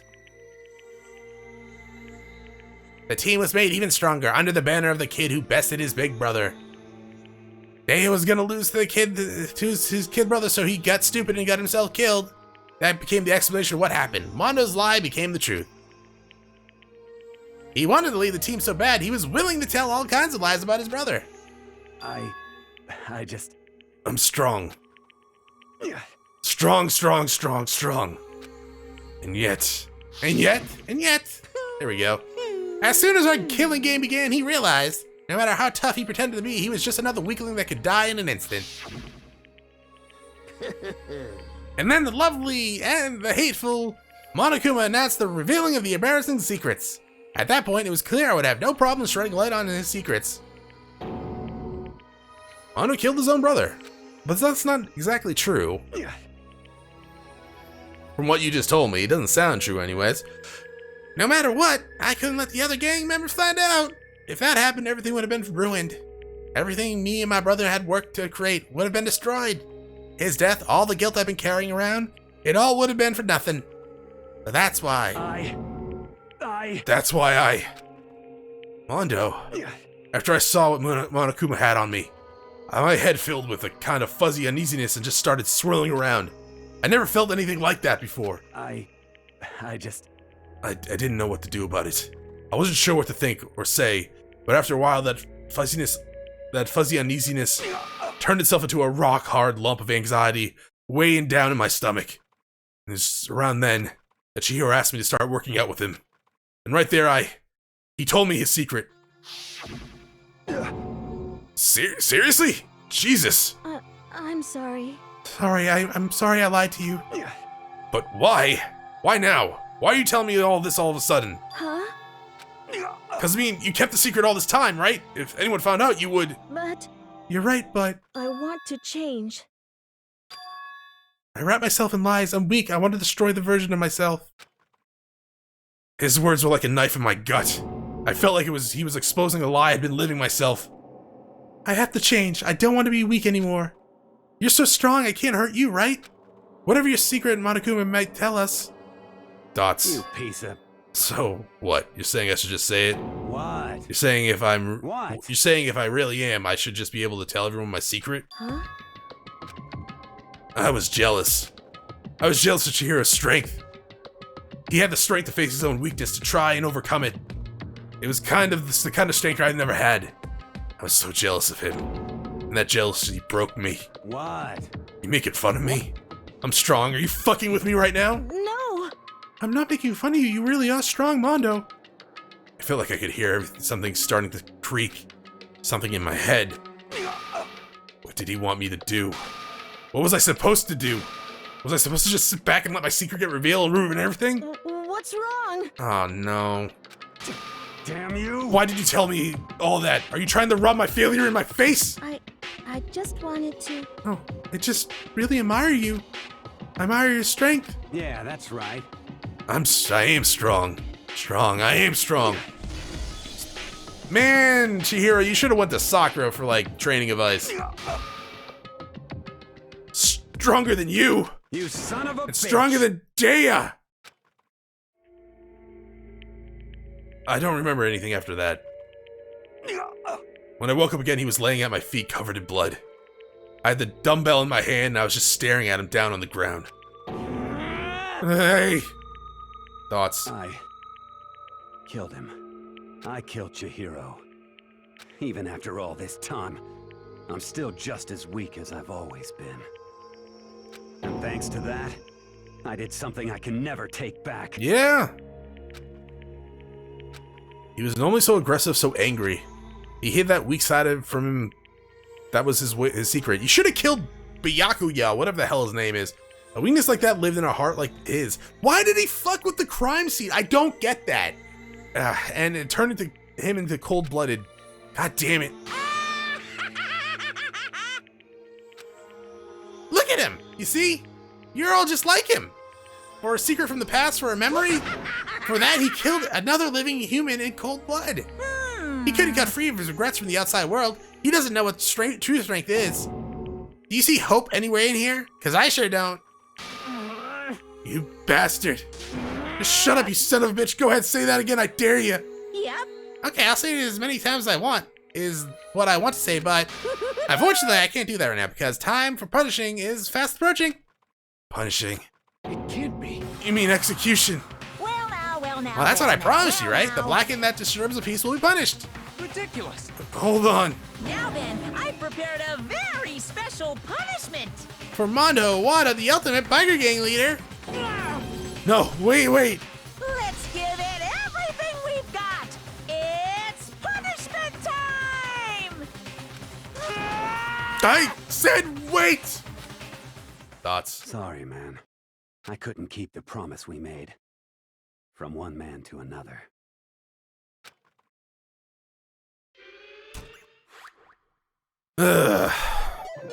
Game over. Mondo has been found guilty. Time for the punishment.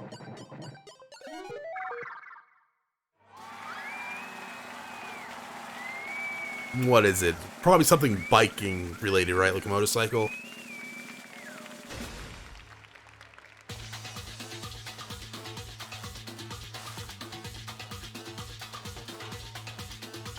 Nice hair. Oh, it's this. What is that? Thunderdome?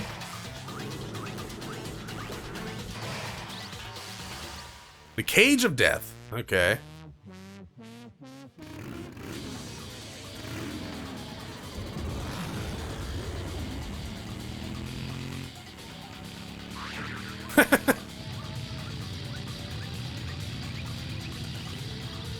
Oh, you lift your feet up, dog. Oh, good skill.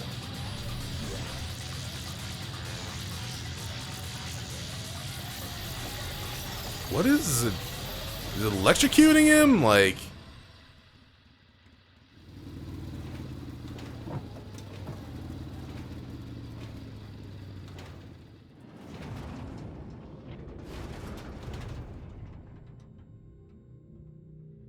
Where'd he go?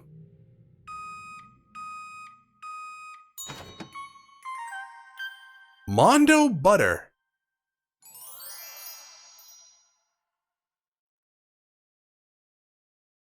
What?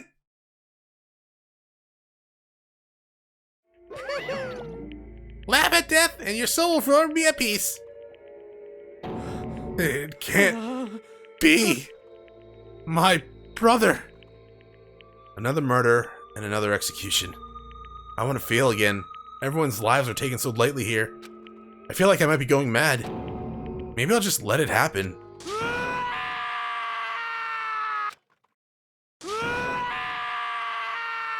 He's not doing too hot, huh?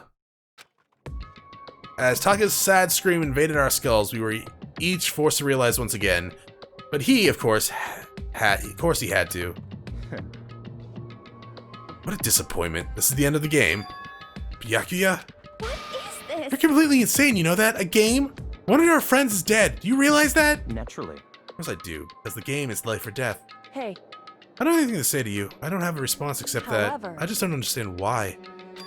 Why do you go out of your way to disguise Mondo's crime? What? Why? Isn't it obvious? Because it made things more interesting. His voice was calm, emotionless, like the voice of death. It chilled me to the bone.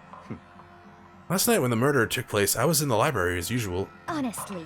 So I ignored the nighttime rule too. That rule never mattered to me. I don't call agreeing to it.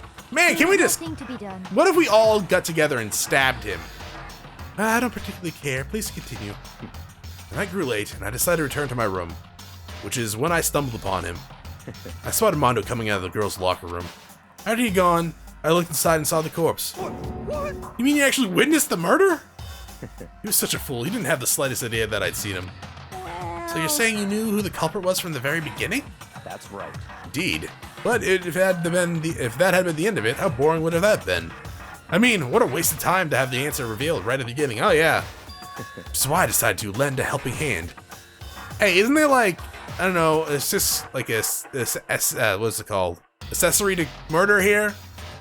I mean, he didn't actually murder like Chihiro, but like he tried to hide the crime. Can we put him up for execution? I thought it would liven things up. You did all that to liven things up? I see. So after hearing about Genocide Jack from Toko, you decided to use that to create the fake murder scene. But... Damn, man. If we hadn't figured out who'd really done it, you would have been dead too, right? Well, obviously I would have revealed the truth before it reached that point. Of course. I could feel a sharp eye piercing into me. Thanks to a certain remarkable someone, it never did, and I was able to perform an interesting experiment. Once I do decide to become blackened, I now know who I'll have to watch out for. Correct. So that was your reason. You satisfied? Indeed. Aw, give me the option game. Yes, you were done listening to your story. Moving on. Hey. There's something I'd like to ask you, Monokuma. What's this? Oh, I'm up next? You like to perform these elaborate executions each time, correct? My question is, why? Do you like them? But you know, the punishment, this despair, it's not just for you. All this punishment, all this despair is my gift to mankind itself. What? You're over-exaggerating. I'm not over-exaggerating. These punishments are meant to transform all hope to despair. Damn. What do you mean? Huh? Mean? Mean. Mean. What the heck? Mean. Damn it. Good grief, I don't understand why we have to pick apart every little stupid thing. Whatever, it doesn't matter. In the end, I'm going to stand alone as the victor, and then everything will be revealed to me. Ooh. Oh, the noble son of a noble family. Truly, you understand me. To think this is the start of a terrifying friendship. That's enough. Shut up, I would never stoop to the level of a childish criminal like you. Let me just say this. After I've achieved complete victory, you're up next. I'm going to find you and kill you, you understand? In the name of my family.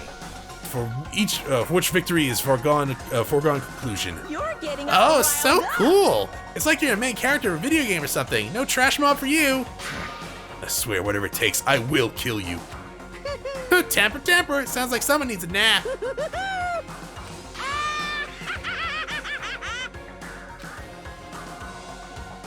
What if we draw in courtroom? Monokuma's laughter paled across the courtroom, and the curtain closed on the case of Chihiro and Mondo. But I knew that wasn't the end. The killing game would still come, or continue, because the mastermind wouldn't let it end. For those of us who were still alive, our worst fear and despair kept on multiplying. It was kind of the despair that felt like a blind puppy in hell had more of a future than us. All of our courage and effort, our friendship, it felt like it amounted to nothing at all. It was the worst kind of despair.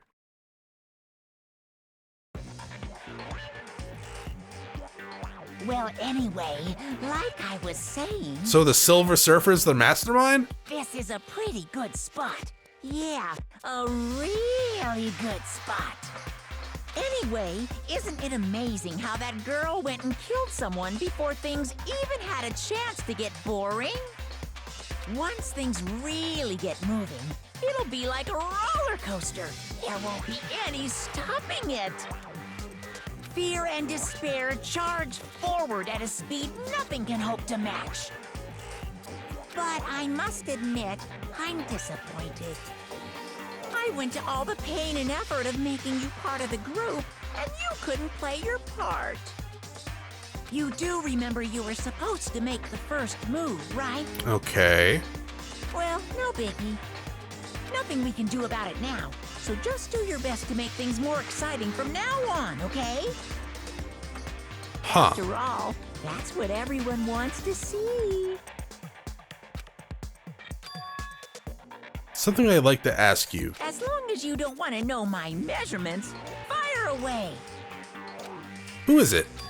16th high school student, I mean. Ooh. My, you really took me by surprise there. I know I said you could ask anything, but... Super denied, ultra denied, demonic denied! Because you see, that's my ace in the hole. Okay. And nobody'd be dumb enough to reveal that, right? No matter how close they were to their friends.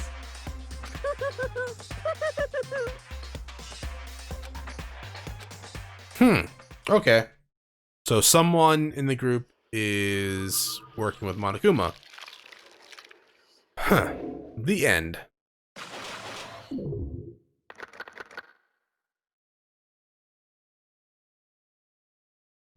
To be continued.